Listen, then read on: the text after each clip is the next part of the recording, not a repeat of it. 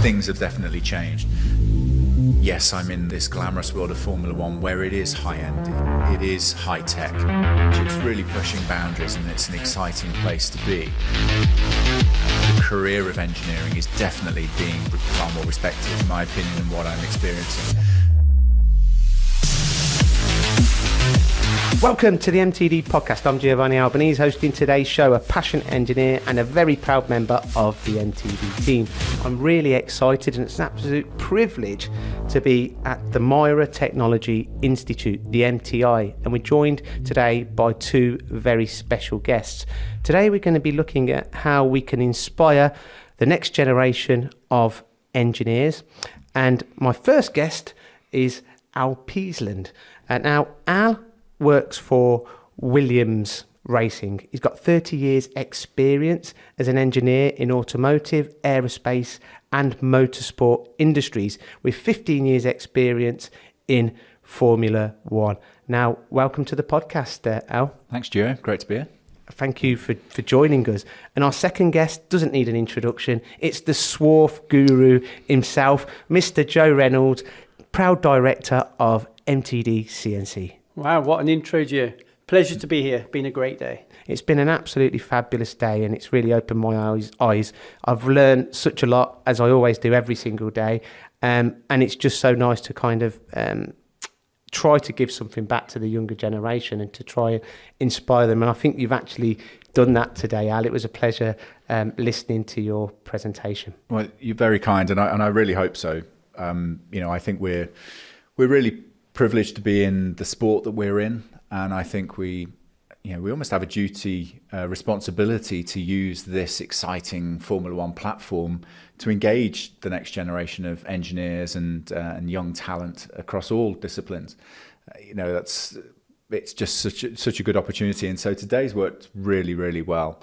Great room of young engineers, a lot of them all wondering what next. What decisions do they take, career routes do they take, how do they break into different industries, and so just great to give them some advice and have a chat and find out more about them and what they're looking for in careers, because obviously we need to shape our business to attract the talent, the next generation. So yeah, it was a great day. I don't think Formula One teams necessarily need to attract students or engineers. They want to work for you, but do you think, apart from the Formula One teams, the perception of engineering in general potentially needs to change? There's still a stigma maybe attached with some elements of engineering, and I think that the Formula One industry is definitely the forefront of technology, but engineering in general is definitely at the forefront of technology in every way, shape and form. Yeah, I mean, we're very fortunate that with the industry we're in, with the profile we have, for sure it helps us when we are looking at recruiting and attracting talent. Yes, we are in a better position to, sift through lots of CVs and lots of applicants. We understand that. But I think, in talking from an engineer of 30 years, I certainly in the early days of engineering, there was very much a stigma, in my opinion. There was very much a stigma around being an engineer. Certainly in the UK, was seen very differently to being an engineer on the continent, in Europe or in the US. You were seen far more. You got a lot more credit if I went to the US and said I was an engineer. People would treat me as though I'm a professor or a doctor or a lawyer or a barrister. In the UK, it had that kind of, it's just greasy, dirty, oily, and as I say, and that's only my experience from many years ago. Things have definitely changed, and I think, yes, I'm in this glamorous world of Formula One where it is high end, it is high tech, and it is, it's cutting edge, it's bleeding edge, it's really pushing boundaries, and it's an exciting place to be. But certainly other industries are in that space as well now, and engineering and the career of engineering is definitely being far more respected, again, in my opinion, and what I'm experiencing. I'm hoping that's the case across the board. But yeah, I think, chatting to the students today, listening to some of the courses that they're studying, courses that are new, motorsport degree courses, motorsport and engineering mechanics courses, they didn't exist when I was studying. And so it's great that engineering is evolving and it's adapting and it's taking on these new roles and creating courses and for students to chase these new roles. Yeah, absolutely, Joe. I mean, you've got sorry, Joe. Yeah. No, I was just going to say, Williams Racing, and there are others as well. It almost feels like you've got a duty. I'm not saying you have, but from the outside looking in, it feels like you've almost got a duty to. Clearly, you get more PR than the most of manufacturing, even though you're not selling a product like you say. But you're trying to get greener, more environmental. There's a lot of soft benefits of having a race team. Yeah, completely, and I agree. And I think personally, I have a duty. I think I'm very lucky to be working in the industry that I am, and so I have a duty to give back. I want to give back. That's just that's who I am, and I really enjoy meeting these young engineers and trying to give them what little advice I've got and the little bit I've learnt over the years, but anything I can do to help them and maybe reassure them that they're on the right path, that I get a lot of pleasure and a lot of reward from that. But I think, yes, because of the industry I'm in, I should be doing that, and we do. And I think, in fact, not just Williams, all the teams, that the sport has a great program and a great attitude towards the next generation of talent. We work, for example, alongside Formula One in schools, F1 in schools. They do a lot of work with younger talent, so 12-year-olds, 14-year-olds that are still at school, very much at school, haven't moved on to colleges yet. And it's a way of exciting them about the industry of motorsport and actually explaining there's more to the sport than just being a design engineer or an aerodynamicist. There are a huge number of different roles and functions within the sport. And even in the F1 in schools business, they explore that and they encourage that. Yeah, no, I'd agree. And people talk about the skills gap. I'd like to refer to it more as a training gap, really. And it's essentially, when I left school, I had no aspirations whatsoever to be an engineer, I'll be honest. Similarly to the discussions today, I want to be a professional cricketer, rugby player, not a footballer, Gio, like yourself. But it's, but yeah, two left feet me. But essentially, I'm finding not just F1, manufacturing as a whole, STEM engagement is a much higher profile. They realise they have to do it morally, and they need it for business as well. They do need these younger students, younger learners coming through the business, because many MDs now, they are ex-apprentices, ex-students themselves. So, yeah, I mean, I'm not MD level, but certainly I came through the apprenticeship scheme. I left school at 16 and went into an engineering apprenticeship. So definitely have come from that background as well. What's interesting for me is we see that there are absolutely job roles and functions now based on the result of all the technology advances that we've experienced over the years that simply didn't exist when I was studying or ready to leave school. So there was no way, it would have been impossible for me to have chosen a certain career path, let's say AI, or I want to run my own additive manufacturing department. Well, that didn't exist when I was at school. So how could I have even chosen that as a route? And I think the great thing with young engineers now is highlighting that so that if they don't know what they want to do or where they want their career to go, it doesn't matter, because you'll probably find the job you end up in doesn't exist yet anyway. And I think just giving them that confidence and allowing them to relax a little and not sweat it too much, I think is really important. But yeah, as a business, our job is to look at that training gap, that skills gap, not only for the young talent we recruit, but how do we continually develop the talent we already have? Again, because we have people in our team who in a few years' time may need to do a job that doesn't exist yet. And so we need to be able to train within and develop within. And, I'm working with our HR department around a Williams Academy and looking at how that looks across the business. And that's the intention for that, is very much to wrap our arms around from the moment we engage with young talent right through to the point that person retires, and give them that career, that development, that progression. That's what I would like to see it do, and develop people right throughout, end to end, and embrace them and look after them and nurture them for their whole career, not just attract talent, find a job for them and leave them there. That is totally not what Williams would be about. So yeah, I think these kind of things are great, but it is all about that training gap. I love that idea. Yeah, going back to a point that you made previously as well about perception of engineering. I agree. I do think that it is changing, and I do agree with what you said about, in Italy and in Germany, for example, if you were an engineer, you got regarded as a doctor, a very high profession, and if you had a daughter, you'd want your daughter to marry an engineer. Never the case in the UK, and it's so true. I think that, in my opinion, the UK has started to embrace the latest technology now, including automation, AI. Maybe we were guilty for quite a long time of not embracing it, in my opinion, and kind of when other countries were. But I do think that now in the UK, we are seeing a lot of investment into engineering and new facilities, breakout facilities such as this one across the UK. And I think it's a really exciting time to get into engineering, probably more exciting than when we got into it anyway. And why did you get into Formula One? Just to pick up on that, sorry if I may, the work that you guys are doing with MTD is also part of the journey, is also part of that. I'm loving the work that you guys do here today. As you say, we're at the MTI. We get involved with the MTC in Coventry and all of those catapults and all of those different facilities around the country. What I think these are great. This is such a cool facility here. I never had this opportunity when I was a young engineer. It's just brilliant that this investment's happening in young talent and nurturing early careers. But I also like the way industry are getting involved as well. The way large corporations within the UK are also embracing it and partnering up with these kinds of institutes and helping develop the talent. It definitely feels more positive. It feels like there's a big shift and there's a big change and it's going in the right direction. Great to be part of that. How did I get into engineering? Purely by accident. I actually wanted to be a police officer when I was leaving school at 16. I'll be honest, without this being an OWL podcast, I was bullied relentlessly at school. I had a horrible time at school.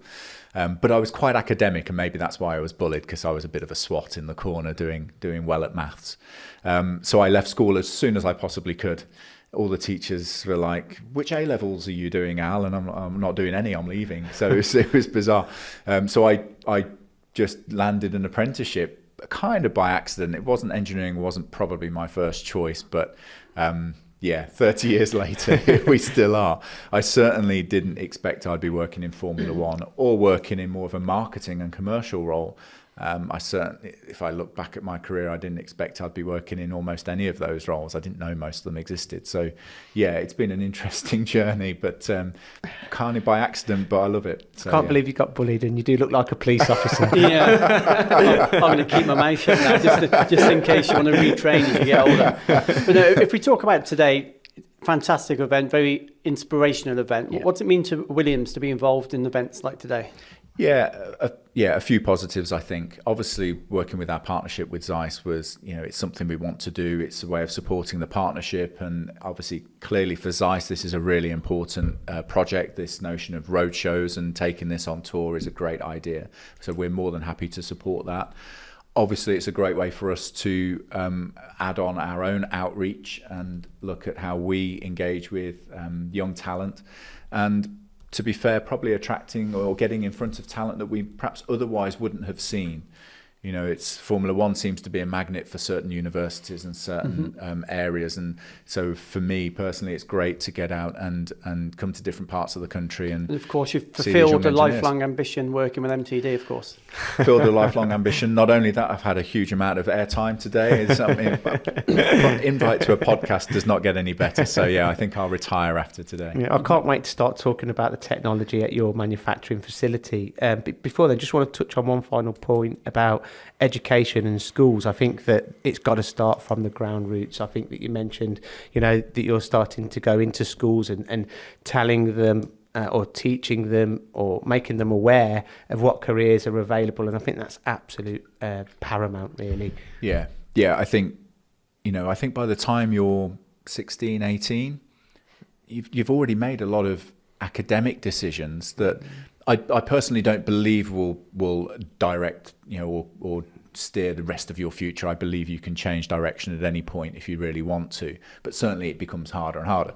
So we almost need to go a little bit earlier than that and engage with those really young engineers, young talent, and educate, excite them about the possibilities of what's out there. So we're asking students to make decisions on subjects and courses when they don't really have a full picture of the landscape.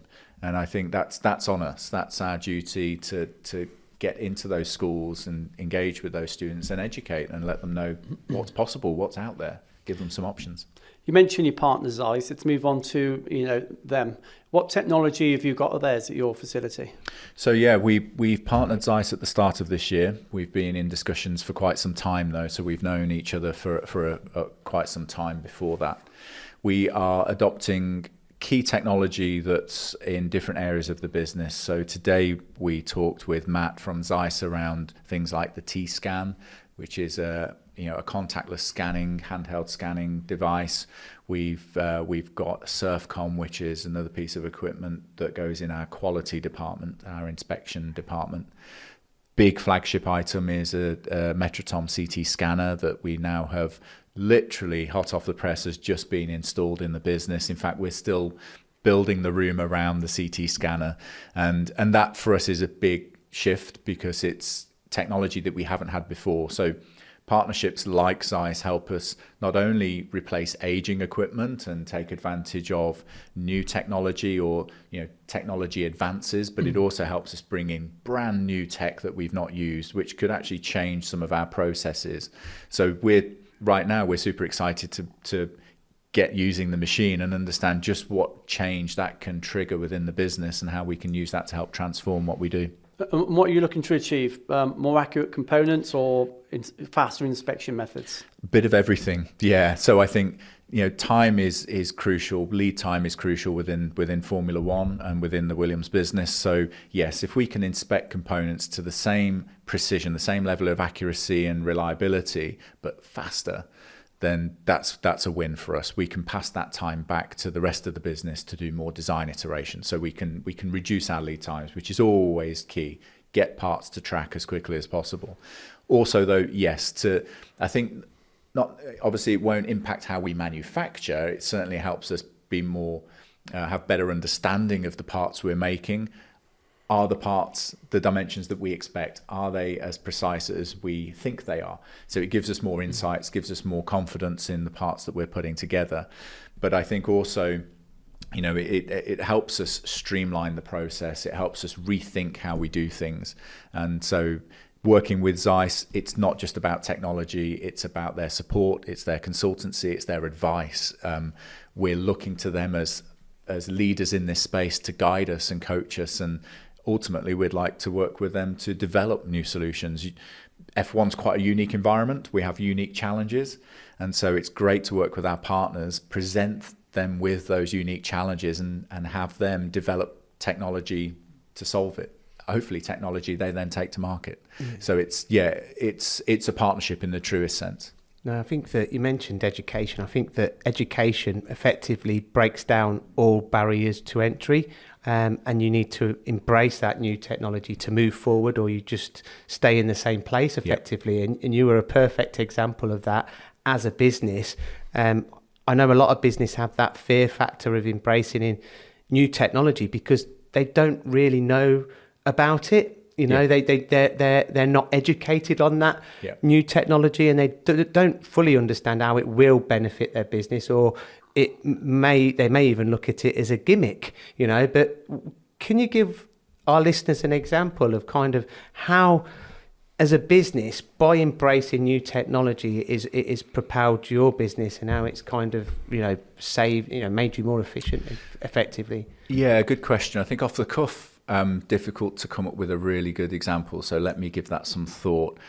I think what's important though is, and for us in Williams it's key, is culture of the team, and the way we operate the business is what encourages everyone within the business to think laterally, to have that continuous improvement mindset, to be prepared to experiment and explore new things. So we'll work with our partners to help be our guides and to maybe be the experts in that particular field, like ZEISS in metrology. But it's on us to have that openness, that open vision to think, what could we do differently? Are we prepared to experiment and try something new? Let's think out the box. Maybe ZEISS have some technology that is cutting edge, that's brand new, but we could do something very unique with it that was never the intention in the first place for that piece of kit. But we've got a use case where we can adapt it, modify it, use it differently, and get some advantage from it. So that joint, that innovative thinking is crucial, whether it's with the partnership or just internally. So we want everyone in our team to have that mindset. How could I do it better, faster, more efficiently tomorrow than I did it today? But that requires the right culture, which is what we are passionate about within the team, instilling that culture and encouraging that culture so that people are safe to experiment and to innovate, feel confident and supported in doing that. So a lot of that mindset all comes back to how we operate the team and the culture. And, you know, one of the reasons I'm at Williams is because of that culture. How much of your turnover goes back into R&D? It's difficult to say exactly, but it's over half. It's got to be, because we're essentially an R&D business. Ultimately, we don't sell Formula One cars. We don't sell the product we make.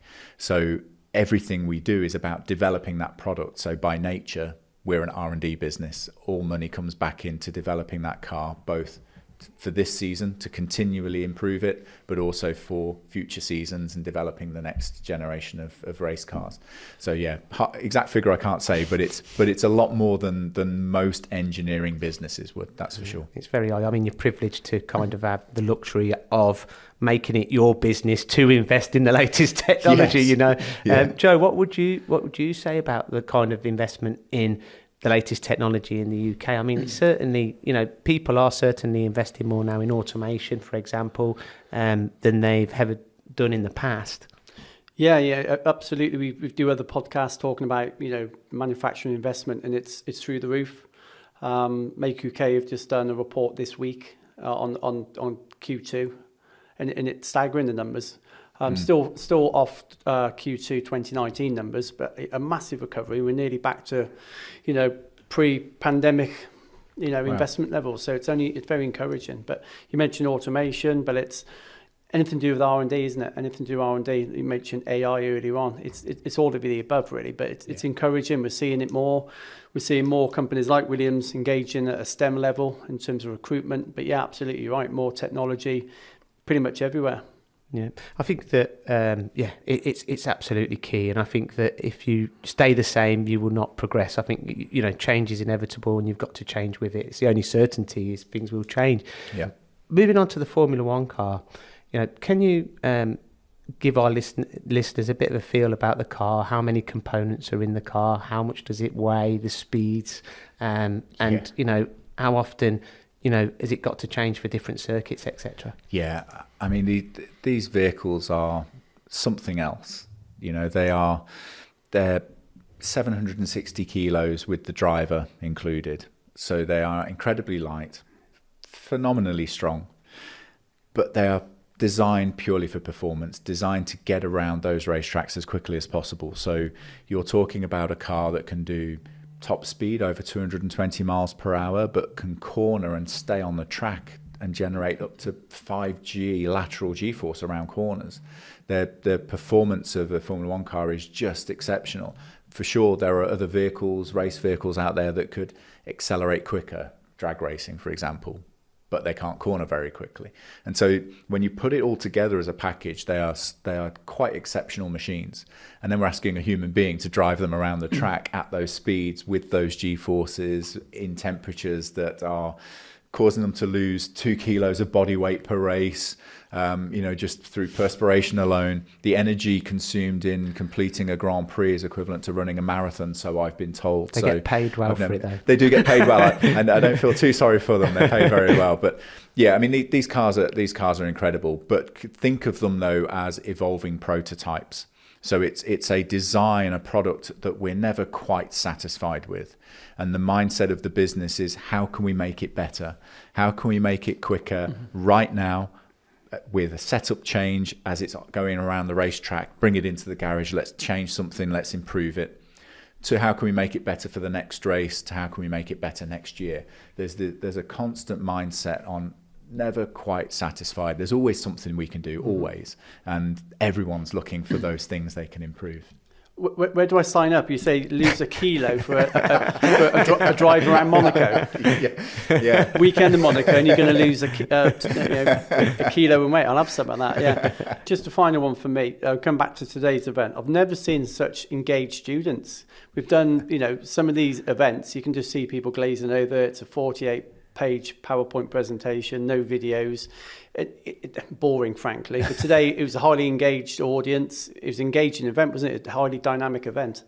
No, it was great. And I think, personally, I'm here talking about Williams racing and Formula One. I'm very lucky that I've got great material to work with and a great story to work with. But in total, I think the interesting message for the students today was around, you might not want to become a quality or a metrology engineer, but this is still really valuable information. It's really useful information to understand the importance of it. So I hope we got that across. They did seem engaged, and that was refreshing. It's young engineers that are really keen to learn and understand how they can direct their future. So it was really good. Maybe more to come, more venues, more events. Yeah, I hope so. I mean, from a Williams perspective, as I say, the Williams Academy and all of our outreach projects, different campaigns we do, this fits really well. To do it with a partnership through ZEISS is great. To work with MTD is great. I don't see why not. I think this is a great way to get in front of lots of students from around the country, length and breadth. It's been absolutely fantastic. I can only echo what Joe says. I think the students absolutely loved it, and thank you so much for giving such a fantastic presentation, Al. I thought it was absolutely superb. You can tell you've definitely done it before, maybe twice before. Well, we'll find out, won't we? Because when we do the next venue, exactly the same. Just a few kind of final points, really, Al. How do you become the best? I know it's a bit of an open-ended question, but what are the secrets to your success? Mine personally, or anyone's? The businesses, really, or I'm not sure I've got much success to really shout about. I think there's a lot. I think it's about learning. I think it's about using every opportunity as a learning experience. I jokingly say there are winners and learners, not winners and losers, because it's everything's an opportunity to learn. I think you've got to have fun along the way. I think the only way you will get people to, particularly in Formula One, and the pressure of the jobs that we do and the hours we work and the commitment, not for the employees but their families, what they give up to support their loved ones in Formula One. You've got to really love it. You've got to enjoy it. But then you do your best work. Then you deliver your best, you commit the most, because you're doing something you're passionate about. And if the team embrace that and give you the culture and the environment where you can thrive, then I think that's removed every roadblock. So to being successful. Challenge with Formula One is we have very equally motivated competition, and so they're all doing the same, and that's why it's not easy. But if it was easy, everyone would be good.